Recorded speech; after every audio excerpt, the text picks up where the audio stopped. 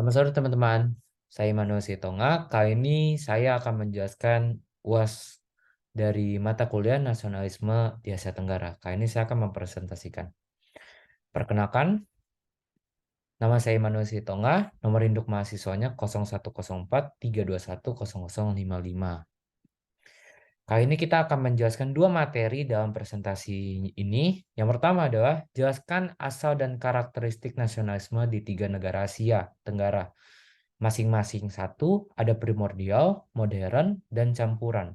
Selain itu juga menjelaskan mengapa negara-negara yang saya pilih masuk ke dalam karakteristik tersebut.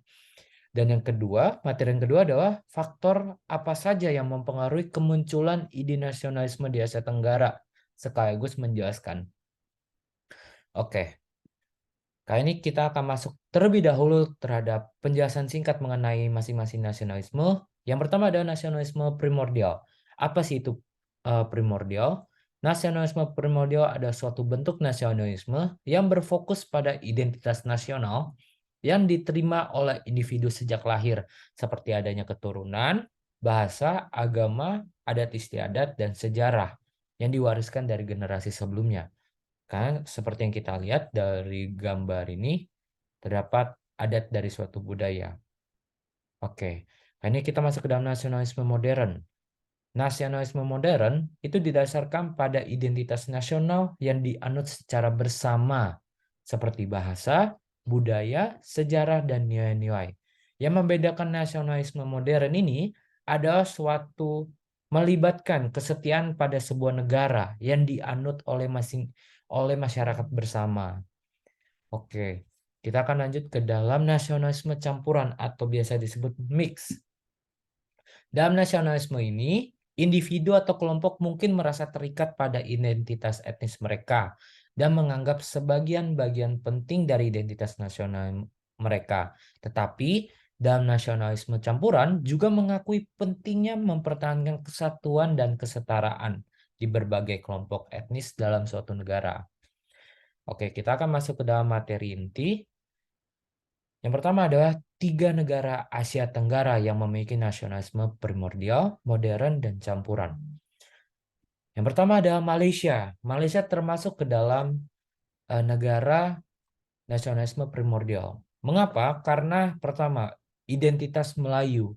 Identitas Melayu menjadi elemen kunci dalam konstruksi identitas nasional di Malaysia. Sejarah, adat istiadat, dan budaya Melayu menjadi bagian penting dari identitas nasional Malaysia. Dan yang kedua adalah agama Islam. Seperti yang kita tahu, Islam menjadi agama mayoritas yang sangat banyak di negara Malaysia dan prinsip-prinsip kebijakan dalam negara Malaysia terkadang dijadikan landasan untuk menentukan kebijakan nasional Islam. Seperti yang kita lihat terdapat 2 gambar, ya ada bahasa Melayu dan ciri khas dari Malaysia sendiri mayoritas Islam. Next, kita akan lanjut kepada Indonesia yang termasuk dalam nasionalisme modern. Mengapa? Karena yang pertama, Indonesia memiliki Pancasila sebagai ideologi negara yang mencakup nilai-nilai seperti keadilan sosial, demokrasi, dan kemanusiaan yang adil dan beradab. Dan yang kedua adalah Bhinneka Tunggal Ika.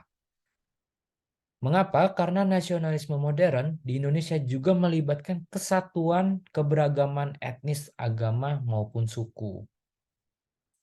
Oke. Next, kita akan lanjut ke dalam Kamboja. Kamboja yang termasuk nasionalisme campuran. Mengapa? Karena keberagaman etnis dan budaya. Karena seperti yang kita tahu, Kamboja memiliki beragam etnis dan budaya seperti Khmer, Cham, Chinese, Vietnamese. Nasionalisme campuran di Kamboja menghargai keberagaman etnis dan budaya, menetapkan sebagian bagian penting dari identitas nasional mereka sendiri. Bukan hanya keberagaman, tetapi juga persatuan nasional. Hal itu menunjukkan bahwa Kamboja sama-sama mencampurkan keberagaman dengan persatuan nasional yang mereka miliki sebagai identitas dari negara mereka tersebut. Oke, next. Kali ini adalah alasan mengapa masing-masing negara yang saya pilih itu merupakan bagian dari primordial, nasionalisme modern dan nasionalisme campuran. Yang pertama adalah Malaysia yang menjadi negara nasionalisme primordial. Mengapa? Karena negara Malaysia menempatkan fokus identitas nasionalnya terhadap identitas yang sudah dibawa sejak lahir.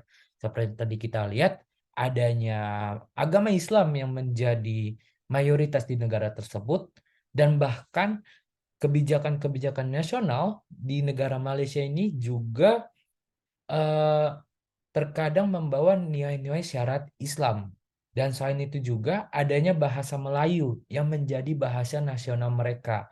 Hal itulah yang menjadi alasan mengapa Malaysia menurut saya termasuk ke dalam nasionalisme primordial.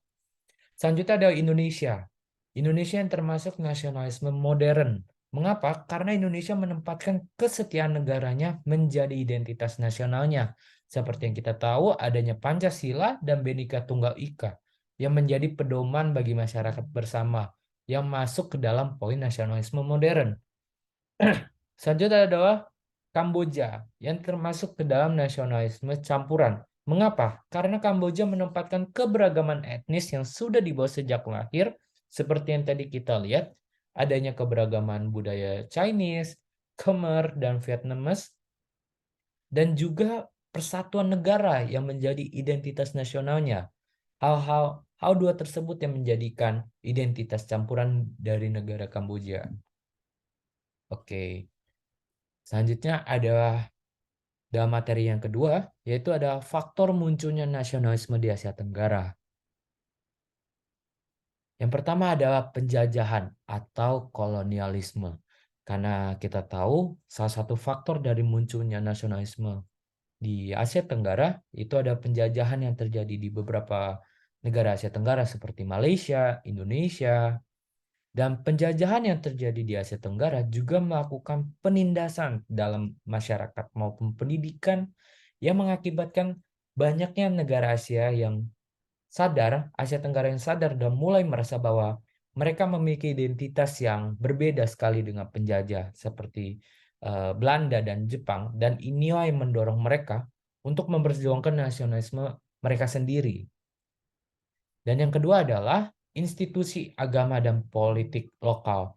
Nah, kita bisa lihat gambar di sebelah kanan, ada Ledeven Kaderin yang merupakan gerakan keagamaan radikal melawan Belanda.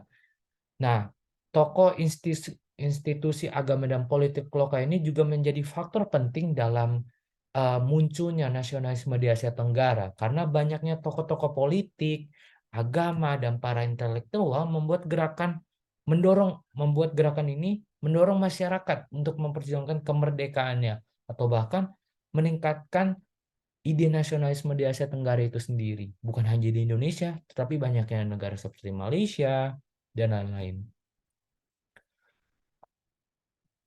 Selanjutnya adalah pendidikan.